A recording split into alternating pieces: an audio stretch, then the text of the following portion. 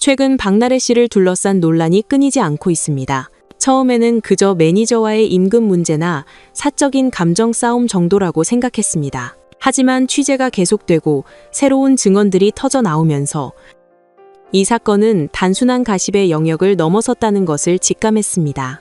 이것은 한 인간이 성공이라는 달콤한 독배를 마신 뒤 어떻게 과거의 은인을 등지고 도덕적 타락의 길로 들어서는지를 보여주는 잔혹한 드라마와도 같습니다.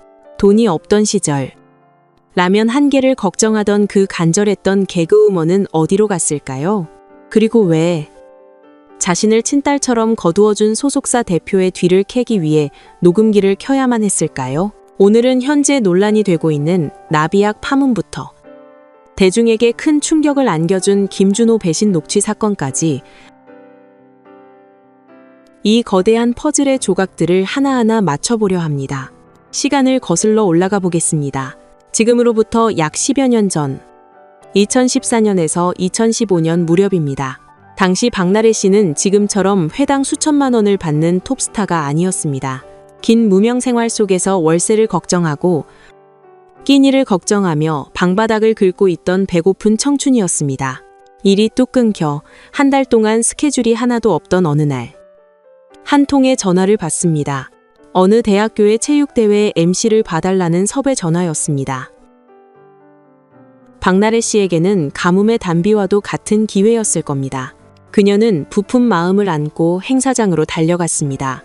그런데 그곳에는 놀랍게도 대선배인 김준호 씨와 절친인 김지민 씨가 와 있었습니다.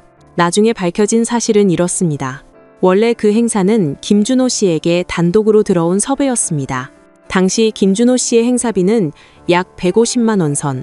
그는 혼자 그 돈을 다 가져갈 수 있었지만 굶고 있는 후배들이 눈에 밟혔던 것입니다.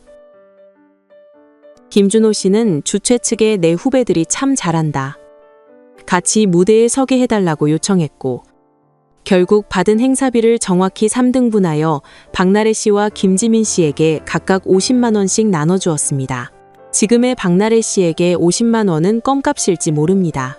하지만 당시 그 돈은 한 달 생활비였고 생존을 위한 생명줄이었습니다. 박나래 씨는 방송에서 눈물을 흘리며 말했습니다. 김준호 선배님은 개그계의 아버지 같은 분이다. JDB 엔터테인먼트는 나에게 가족과도 같다. 그녀는 9년이라는 긴 시간 동안 김준호, 김대희 씨가 만든 JDB 엔터테인먼트의 울타리 안에서 성장했고 결국 대한민국 최고의 개그우먼 자리에 올랐습니다. 하지만 사람은 화장실 들어갈 때와 나올 때가 다르다고 했던가요? 박나래 씨가 연간 50억 원 이상을 벌어들이는 거물급 스타가 되자 공기는 달라지기 시작했습니다. 최근 폭로된 전 매니저의 증언은 충격적입니다. 박나래 씨가 JDB 엔터테인먼트와의 결별을 준비하던 시점, 즉 독립을 계획하던 시기에 매니저에게 은밀한 지시를 내렸다는 것입니다. JDB의 약점을 찾아내라. 대표들이나 회사의 치부가 될 만한 것이 있다면 무조건 녹음해라. 자신을 무명에서 구해주고 키워준 은인인 김준호 대표의 뒤를 캐라는 명령이었습니다. 도대체 왜 그랬을까요? 추측해 보건대 이유는 돈과 자존심이었을 가능성이 큽니다. 자신이 버는 막대한 수익을 회사와 나누기 아까웠을 수도 있고 회사가 자신의 사생활이나 음주 문제 등을 관리하려 드는 것이 귀찮았을 수도 있습니다. 그래서 전속 계약을 해지할 때 유리한 고지를 점하기 위해 혹은 위약금 문제를 해결하기 위한 협상 카드로 쓰기 위해 약점이 필요했던 것입니다. 매니저는 실제로 녹음을 수행했고 그 파일은 박나래 씨와 당시 남자친구에게 전달된 것으로 알려졌습니다. 겉으로는 아름다운 이별, 서로의 앞날을 응원한다며 공식 입장을 냈지만 뒤로는 칼을 갈고 있었던 셈입니다. 이것은 단순한 계약 해지가 아닙니다. 인간적인 신의를 저버린 배은망덕의 전형입니다. 이러한 관계의 파탄은 작년, 즉 2025년 7월 13일에 있었던 김준호와 김지민의 결혼식에서 명확히 드러났습니다. 김준호 씨는 박나래 씨의 은인이었고 김지민 씨는 박나래 씨의 영혼의 단짝이라 불리던 절친이었습니다. 하지만 그 세기의 결혼식에 박나래 씨의 모습은 보이지 않았습니다.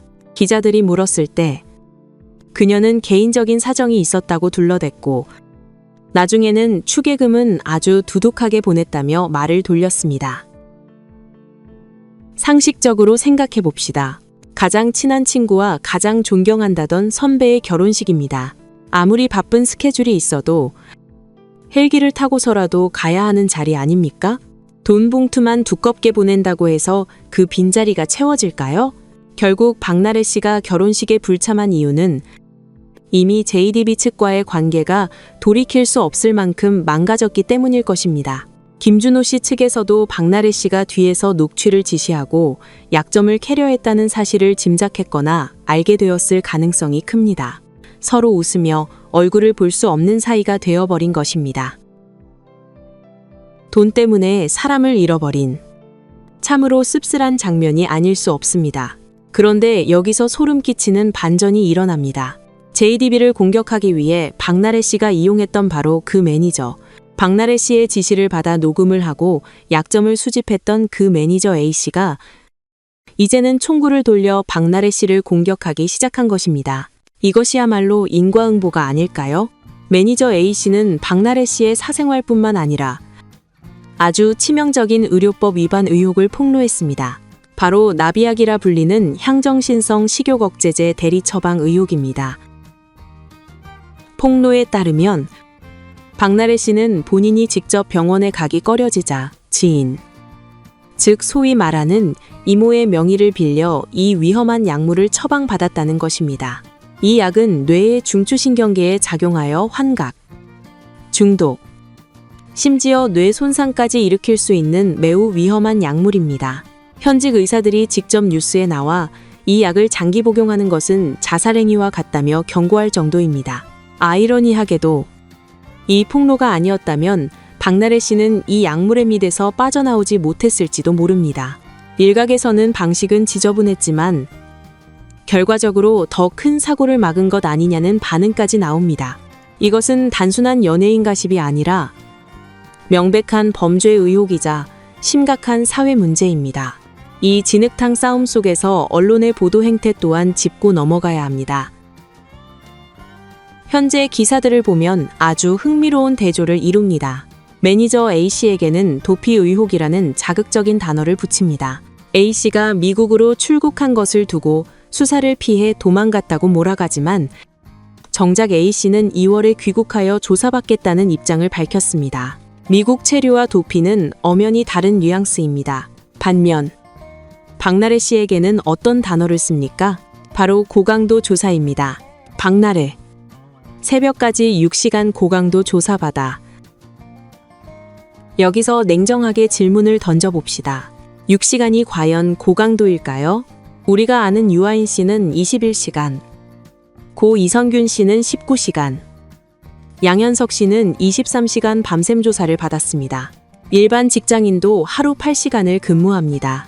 그런데 6시간 조사를 두고 고강도라며 마치 박나래 씨가 엄청난 고초를 겪으며 수사에 성실히 임하는 것처럼 포장하고 있습니다. 이것은 전형적인 미디어 프레임입니다. 매니저는 비겁하게 도망갔고 박나래는 힘들게 맞서고 있다는 구도를 만들어 대중의 동정심을 유발하려는 전략이 엿보입니다. 우리는 이런 제목 장사에 속지 말고 그 이면에 있는 팩트, 즉 약물 대리 처방과 녹취 지시라는 본질을 직시해야 합니다. 사실 박나래 씨의 이런 위태로운 행보에 대한 경고는 과거부터 계속 있었습니다. 과거 기안 84는 박나래 씨의 전 남자친구들을 보며 왜 저런 사람을 만나냐, 재산을 노리는 것 같다며 뼈 있는 농담을 던지기도 했습니다.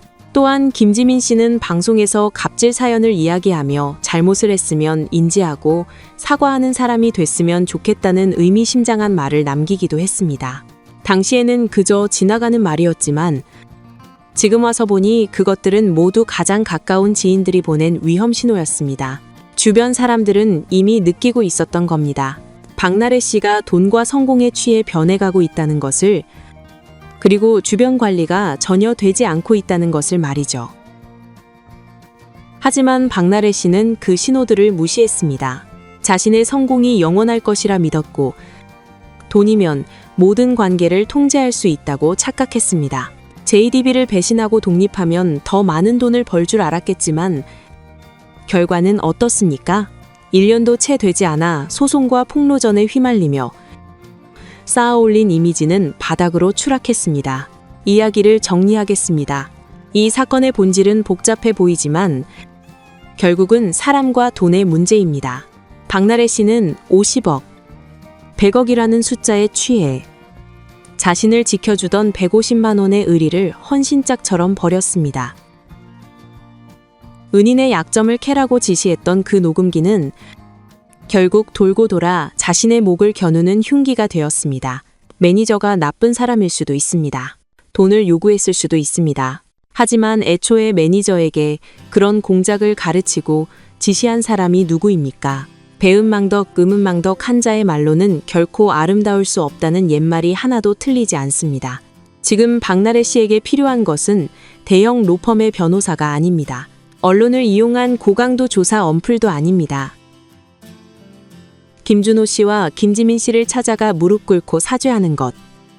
그리고 대중 앞에 나와 자신의 모든 잘못을 솔직하게 인정하는 태도입니다.